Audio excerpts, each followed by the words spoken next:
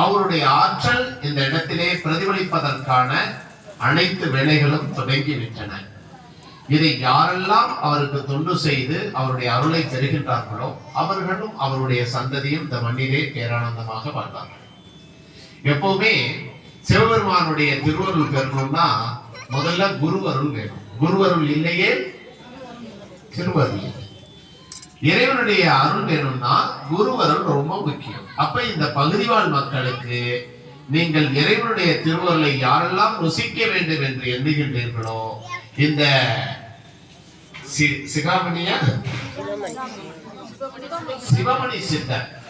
சிவமணி சித்தருடைய குருவருள் உங்களுக்கு கிடைச்சிருச்சுன்னா எளிதாக திருவருளை நீங்கள் பெற்றுவிடலாம்.